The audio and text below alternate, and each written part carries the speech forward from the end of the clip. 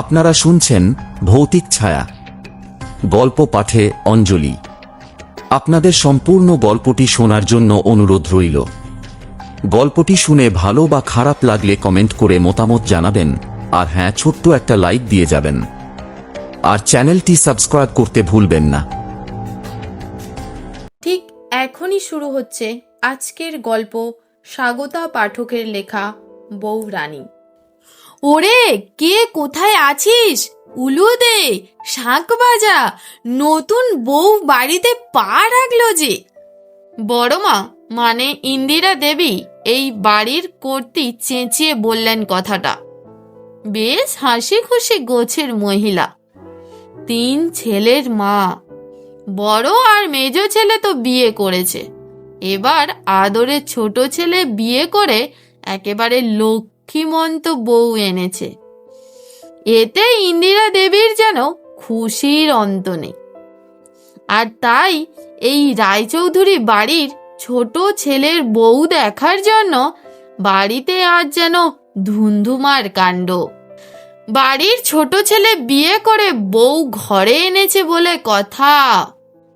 বাড়ি যেন গম গম করছে লোকজনে। আত্মীয় স্বজন তো আছেই, তাছাড়াও পাড়াপড়শিরা একেবারে হুমড়ি খেয়ে পড়েছে যেন। বউ গাড়ি থেকে নেমে সদর দরজা পেরিয়ে দাঁড়ালো। সামনেই দুধে আলতার থালা, আর তার সামনে বিছানো সাদা ধপধপে কাপড়। এই দুধে আলতায় পা ডুবিয়ে ভেতরে এসো বৌমা। ইন্দিরা দেবী একগাল হেসে শ্রীময়ীকে বলল। বাধ্য মেয়ের মতো সেও পা দিতে যাবে, এর মধ্যেই এক ভারী গম্ভীর গলায় একজন নারী বলে উঠল, প্রথমে বাবা। সকলেই ফিরে তাকালো। একজন বিধবা মহিলা, বয়স না হলেও প্রায় 70 ছুঁই ছুঁই, কিন্তু শরীর একটুও ভেঙে যায়নি। দেখেও বোঝা যায় প্রচন্ড দাপুটে মহিলা। ওনাকে দেখে ইন্দিরা দেবী একটু থতমত খেয়ে গেলেন। হ্যাঁ বৌমা, বাপা, আমি ভুলে গেছিলাম। এবার সেই মহিলা গম্ভীর গলায় ইন্দিরা দেবীকে উদ্দেশ্য করে বললেন, বাড়ির তো একটা ভালো মন্দ আছে, শুভ অশুভ ব্যাপারগুলো তো ভুলে গেলে চলবে না। দিদি, আর ভুল হবে না। এরপর শ্রীময়ী দুধে আলতায় পা ডুবিয়ে ঘরে ঢুকলো।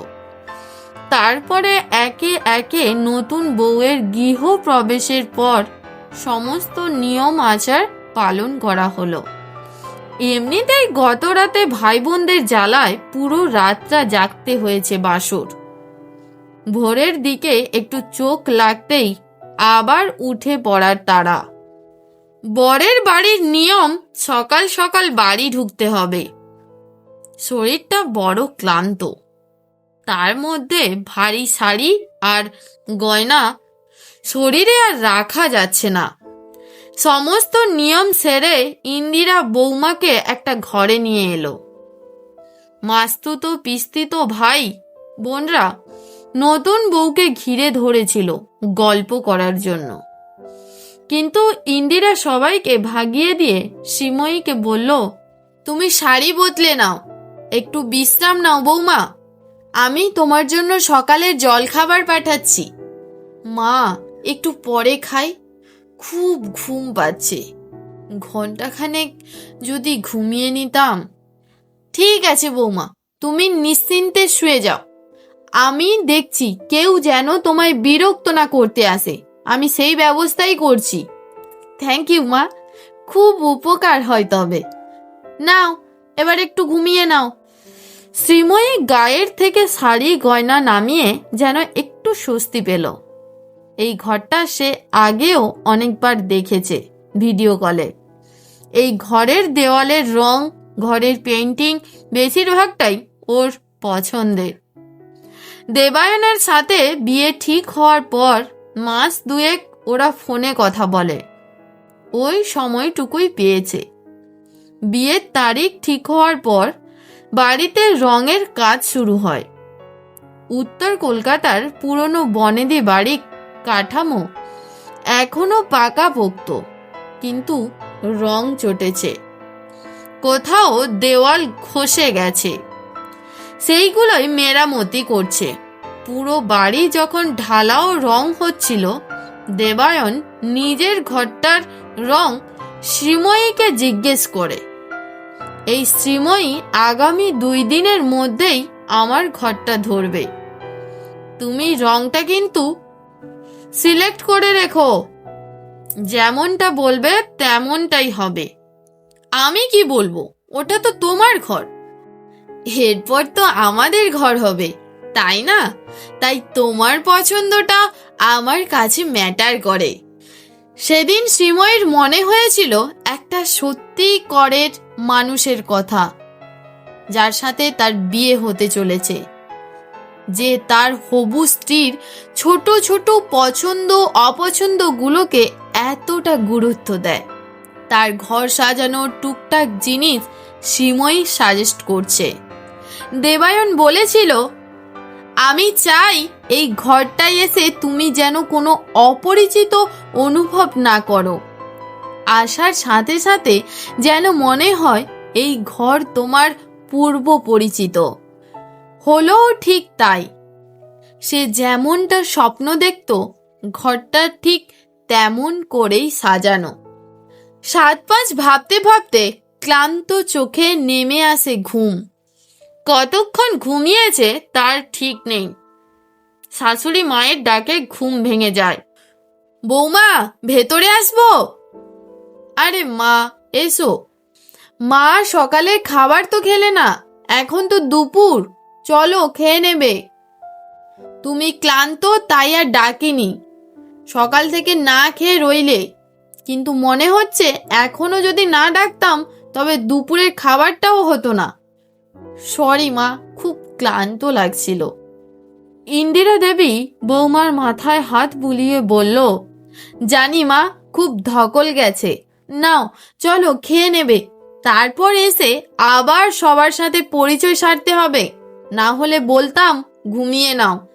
না না মা, ঠিক আছে, এখন অনেকটা ফ্রেশ। দুপুরের খাওয়া সেরে বাড়ি ভর্তি আত্মীয় স্বজনের সাথে গল্প গুজব চলল। দেখতে দেখতে বিকেল গড়িয়ে সন্ধে নামছে। এর মধ্যেই ইন্দিরা দেবী এসে শ্রীময়ীকে নিয়ে গেলেন সেই বিধবা মহিলার ঘরে। আশীর্বাদের সময় পরিচয় হয়েছে, ইনি দেবায়নের বড় পিসিমা। একটা বিরাট ঘর, তার মাঝে দামি পুরনো কাঠের খাট, ঘর ভর্তি পুরনো অ্যান্টিক জিনিসপত্রে ঠাসা। একটা কাঠের আলমারি আছে, আছে একটা বুক সেলফ, আরো কত কি। একটা পেল্লাই চেয়ারে বসে বই পড়ছিলেন। ইন্দিরা দরজার বাইরে থেকে জিজ্ঞেস করলেন, দিদি আসবো? মুখের ওপর থেকে বই সরিয়ে উনি বললেন, এসো। ইন্দিরা বললেন, এই যে বৌমা এসেছে। কিছুক্ষণ শ্রীময়ীকে আপাদ মস্তক নিরীক্ষণ করে ভদ্র মহিলা বলেন, সন্ধে নেমে গেছে, আজ কিন্তু কাল রাত্রি, জানো তো? বিপায়নের মুখ তুমি আজ দেখবে না, সামনাসামনি তো নয়, ভিডিও কলেও না। শ্রীময়ী মাথা নাড়ে। তারপর উনি উঠে দাঁড়িয়ে আলমারি থেকে একটা বাক্স বের করে আনেন। সেটা শ্রীময়ীর হাতে দিয়ে বলেন, আজ থেকে এটা তোমার, বৌরানী। এতে কি আছে পিসিমা? খুলে দেখে নাও। বাক্সটা খুলতেই শ্রীময়ীর চোখ কপালে উঠে যায়। একটা পেল্লাই সোনার হার, সেটা যদি সে গলায় পড়ে, গলার হারটা তার পেট ছাড়িয়ে তলপেটে গিয়ে ঠেকবে, আর তেমনই মোটা, পুরোটাই সোনার। শ্রীময়ী হা করে তাকিয়ে থাকে পিসি শাশুড়ির দিকে। ভদ্রমহিলা বলেন, এটা আমার মায়ের ছিল, আমাকে দিয়েছিল, আমি তোমাকে দিলাম। এটা এই বাড়ির ঐতিহ্য, সামলে রেখো।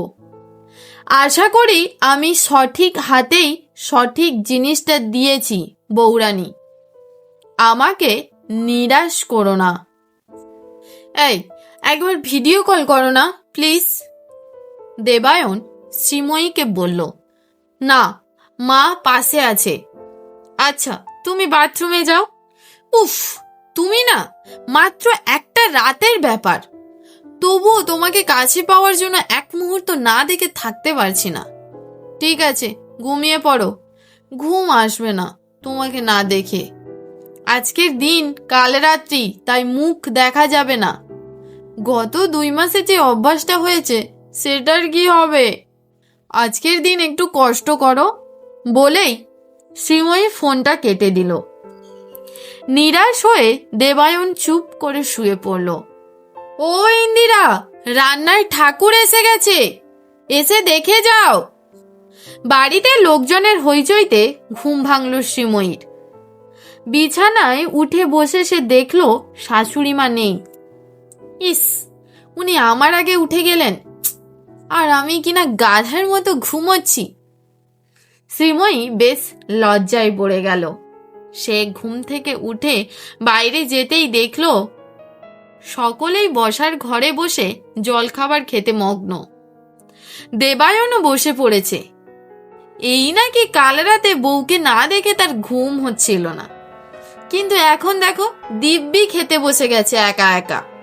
শ্রীময়ী নিজের ঘরে ফিরে ব্রাশ নিয়ে বাথরুমে ঢুকতে যাবে, এর মধ্যেই ইন্দিরা এসে ওকে বলল, বৌমা, একেবারে স্নানটা সেরে নিও।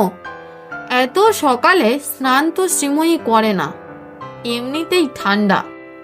মা, বলছিলাম এখনই স্নান করতে হবে? আসলে আমার তো সকালে স্নান করার অভ্যাস। মুখের কথা শেষ হওয়ার আগেই পিসু শাশুড়ি বললেন, অভ্যাস বদলাতে হবে। আমাদের বাড়ির বউরা, কোনো ছেলেরাও সকালে উঠে স্নান না করে বাইরে আসে না। তুমি তো খাবার ঘরে এসেছিলে। যাই হোক, নতুন বউ, তাই আর কিছু বললাম না।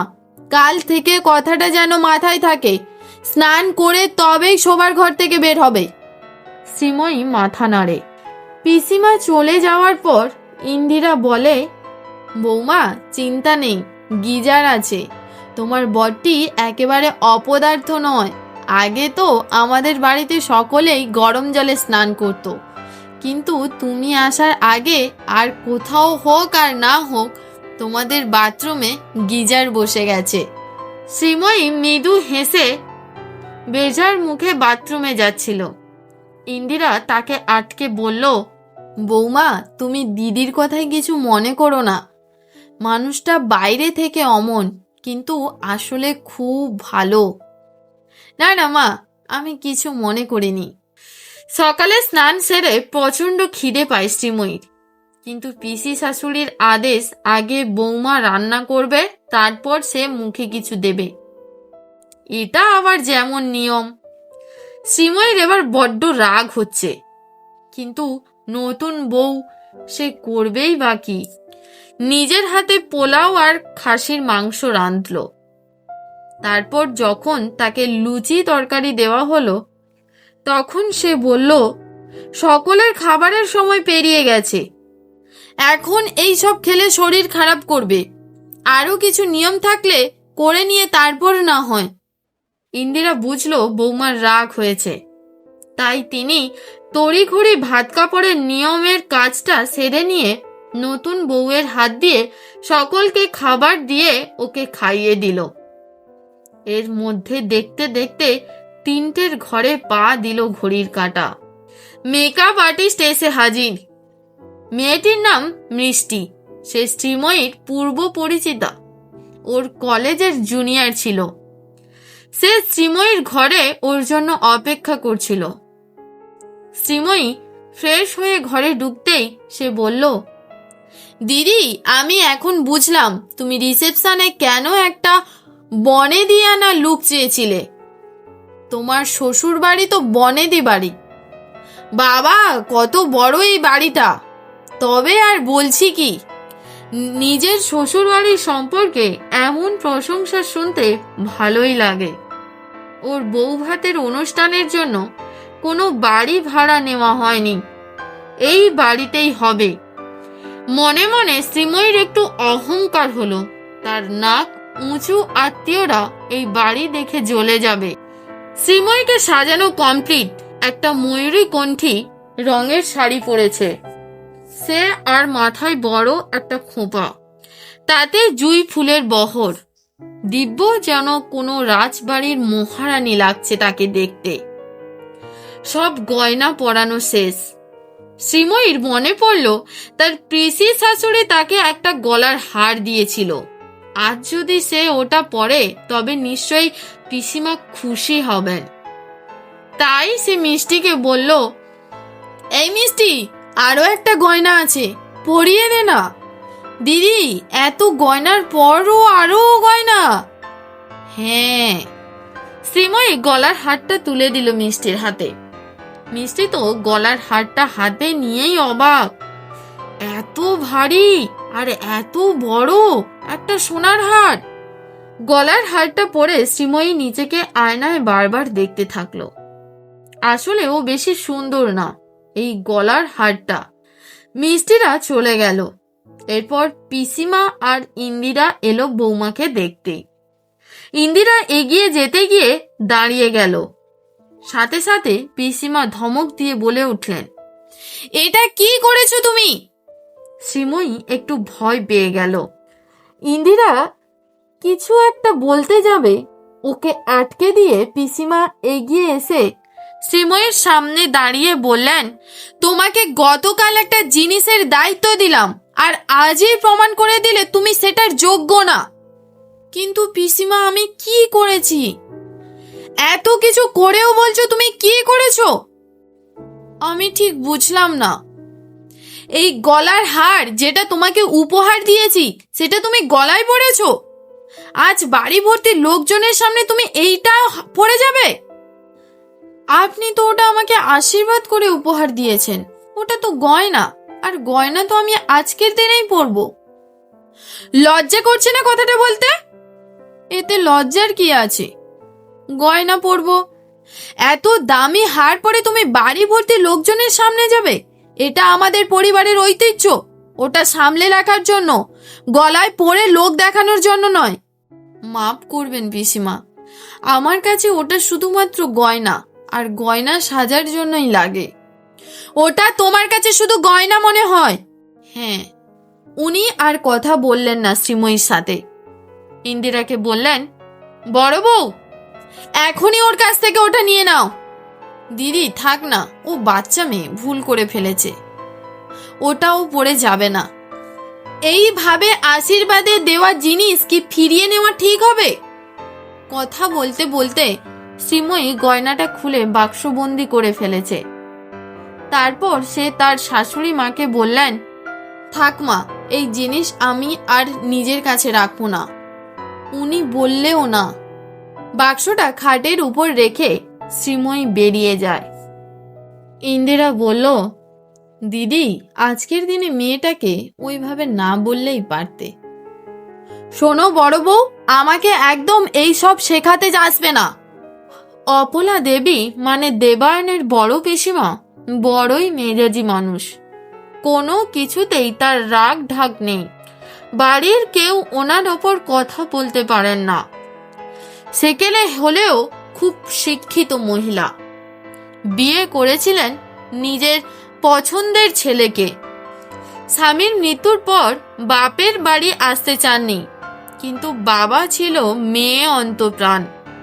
তাই অল্প বয়সী বিধবা মেয়েকে নিজের কাছে রাখতে চেয়ে ডেকে আনেন। যেমন জেদি, ঠিক তেমনই সাহসী। নিজের ছেলের ওপর যত না ভরসা ছিল, তার থেকে বেশি ভরসা ছিল মেয়ের ওপর। তাই বাবা এই রায়চৌধুরী বাড়ির সমস্ত দায়িত্ব মেয়ের কাঁধেই চাপিয়ে পরলোক গমন করেন। অপলা দেবী মা আর বেকার ভাইয়ের দায়িত্ব শুধু মুখেই নেননি, উনি নিজে একটি কলেজের প্রফেসর হিসেবে নিযুক্ত হন। ভাইয়ের চাকরি বাকরি হওয়া পর্যন্ত সমস্ত কিছু নিজের হাতে সামলান। তারপর ধীরে ধীরে সময় বয়ে চলে, আর অপলা ব্যানার্জি এই রায় চৌধুরী বাড়ির একটা শক্ত খুঁটি হয়ে নিজেকে দাঁড় করান।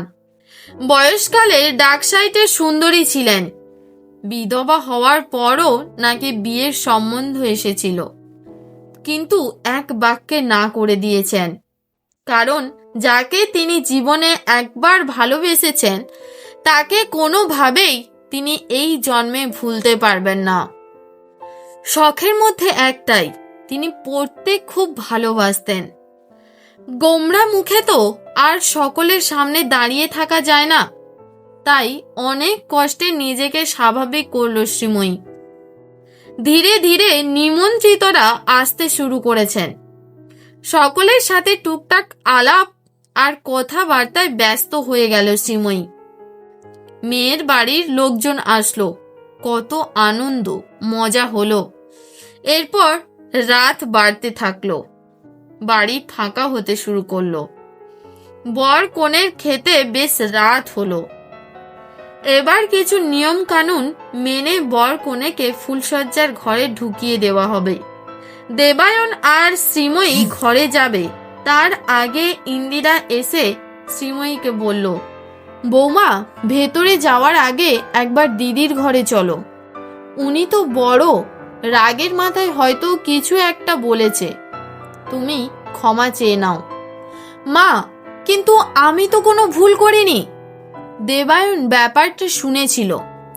সে শ্রীময়ীকে বলল, শ্রীময়ী, আমরা সবাই জানি তোমার দোষ নেই। আসলে পিসিমা বাড়ির সব থেকে বড়, আমরা সবাই তাকে মান্য করি। উনি সেই কোন অল্প বয়স থেকে বিধবা মানুষ, তারপর সারা জীবন এই বাড়ির দায়িত্ব পালন করে এসেছেন। বয়সের সাথে সাথে একটু খিটখিটে হয়ে গেছেন। তুমি প্লিজ পিসির কথা অত ধরবে না, মানুষটা ভালো। যাও, মা বলছে যখন একবার না হয়। শ্রীময়ী দেখলো সবাই যখন বলছে, তখন সে শাশুড়ি মায়ের সাথে গেলেন পিসিমার ঘরে। কি ব্যাপার, এত রাতে আমার ঘরে, কি মনে করে? ইন্দিরা বলল, দিদি, আমি তো বারণ করলাম, তবে বৌমার নিজের থেকেই আসলো। বলল, কি বলল সেটা ওর মুখ থেকেই শুনি। শ্রীময়ী দেখলো তার শাশুড়ি মা তাকে অনেকটা বড় করলেন, তাই শ্রীময়ী হাসি মুখে পিসিমার কাছে এগিয়ে গিয়ে বলল, পিসিমা, আপনি আমাকে ক্ষমা করতে পারেন। আমি তখন আপনার মনে আঘাত দিয়ে কথা বলেছি, আমাকে ক্ষমা করে দিন প্লিজ। অপলা দেবী কিছুক্ষণ শ্রীময়ীর মুখের দিকে তাকিয়ে রইলেন, তারপর মৃদু হেসে শ্রীময়ীর মাথায় আলতো হাত রেখে বললেন, যাও, অনেক রাত হয়েছে, এবার শুতে যাও। শ্রীময়ী চলে এলো। মনে মনে ভাবল, মহিলাটি মোটেই খারাপ না। আসলে দেবায়ন ঠিক বলেছে, সময়ের সাথে সাথে যা হয়। বয়স বাড়লে একটি খিটখিটে ধরনের হয়ে গেছে। ঘরের দরজায় ছিটকিনি টেনে দিয়ে দেবায়ন বলল, যাক, তবে এবার তোমাকে কাছে পাওয়া গেছে। না না, এখনো পাওয়া যায়নি। আমি আগে ড্রেস চেঞ্জ করব, ফ্রেশ হব, তারপর তুমিও ফ্রেশ হয়ে নাও। আমি একদম ফ্রেশ। ক্লান্ত শরীরে দেবায়নের বুকের ওপর মাথা রেখে চুল এলিয়ে শুয়ে পড়ল শ্রীময়ী। আজ থেকে তার নতুন জীবন শুরু হয়ে গেল। সে আর মিস শ্রীময়ী গাঙ্গুলি নয়, মিসেস শ্রীময়ী রায়চৌধুরী। দেবায়ন নাক ডেকে ঘুম দিচ্ছে, কিন্তু শ্রীময়ীর ঘুম আসছে না। কেমন যেন এক অদ্ভুত ভালো লাগায় মনটা ভরে যাচ্ছে। যে মানুষটাকে সে এতদিন দূর থেকে দেখেছে, যার কথা শুনেছে, আর হয়তো মনে মনে তাকে ভালোবেসে ফেলেছে, আজ তাকে এত কাছে পুরোপুরি নিজের করে পাওয়ার অনুভূতিটাই আলাদা। মনে যেন এক নতুন উত্তেজনা। 7-5 ভাবতে ভাবতে সে উঠে বসে বিছানায়। রজনীগন্ধা ফুলের গন্ধে মনটা কেমন যেন মাতাল হয়ে ওঠে। সারা বাড়ি নিস্তব্ধ, সারা পাড়াটাও চুপচাপ। এমনিতেই শীতের রাত, চারিদিক সমস্ত পরিবেশ যেন গভীর ঘুমে আচ্ছন্ন। মাঝে মাঝে রাত জাগা পাখির ডাক শুনতে পাওয়া যাচ্ছে। ব্যাস, আর কিছুই না। ঘড়ির কাঁটায় রাত 2:25। শ্রীময়ী বাথরুমে যায়, তারপর ঘরে এসে শুতে যাবে। হঠাৎ তার কানে একটা শব্দ ভেসে আসে, একটা নুপুরের শব্দ। ঠিক যেন মনে হচ্ছে দোতলার বারান্দায় একদিক থেকে হেঁটে কেউ আর একদিকে যাচ্ছে। প্রথমে কানের ভুল মনে হলেও শ্রীময়ী খাড়া করে শোনে। না, সে কিছুতেই ভুল শুনছে না। শব্দটা ধীরে ধীরে যেন ওর ঘরের দিকে এগিয়ে আসছে। শ্রীময়ী তড়িঘড়ি করে ঘরের আলোটা নিভিয়ে দেয়। মনে হলো সেই নুপুরের শব্দটা তার দরজার বাইরে এসে দাঁড়িয়ে আছে। নিঃশ্বাস বন্ধ করে শ্রীময়ী দরজায় কান পাতে। মুহূর্ত কানেকের জন্য সব চুপচাপ। তারপর আবার নুপুরের শব্দটা ঝনঝন করে এগিয়ে চলে যায় নিচে নামার সিঁড়ির দিকে। শ্রীময়ীর বুকে যেন কেউ হাতুড়ি পিটিয়ে গেল। আচ্ছা, সে কি দেবায়নকে ডাকবে? কিন্তু ডেকে কি বলবে? ওর কথা দেবায়ন বিশ্বাস করবে না। যাক, আজ রাতের মতো ঘুমিয়ে পড়া যাক। যা দেখার কাল সকালে দেখবে। একবার না হয় কথাটা বলেই দেখবে দেবায়নকে। পরদিন সকালে চিৎকার, চেঁচামেচি আর কান্নাকাটির শব্দে ঘুম ভাঙল শ্রীময়ীর। বিছানায় উঠে বসে দেখে দেবায়ন নেই, আর চিৎকার চেঁচামেচির শব্দটা আসছে নিচের থেকে। সে ঘুম চোখে চোখ ডলতে ডলতে গেল দোতলার বারান্দায়। সেখানে বাড়ির সবাই আত্মীয় স্বজন ভিড় করে আছে, কিন্তু সে কাকে জিজ্ঞেস করবে কি হয়েছে? একটু পরেই বাড়ির সামনে এসে দাঁড়ালো পুলিশ ভ্যান। তারপর সাদা পোশাক পরা 4 জন পুলিশ আসলো বাড়ির ভেতর। বাড়িতে পুলিশ? কি এমন হয়েছে যে সকাল সকাল পুলিশ এসে হাজির? হন্তদন্ত হয়ে দেবায়ন উপরে উঠে এলো। এসে শ্রীময়ীকে বলল, বাড়িতে পুলিশ এসেছে, একবার সবাইকেই নিচে যেতে হবে। সেটা তো দেখলাম, কিন্তু কি হয়েছে সেটা তো বলো। কিছুই বুঝতে পারছি না। কাল রাত অবধি সবই তো ঠিক ছিল। আজ সকালে বাড়ির পেছনে পুরনো কুয়োতে হরিদার মৃতদেহ পাওয়া যায়। কেউ বিশ্রীভাবে মাথা ফাটিয়ে ওই কুয়োতে ফেলে দিয়েছে। কি, হরিদা খুন হয়েছে?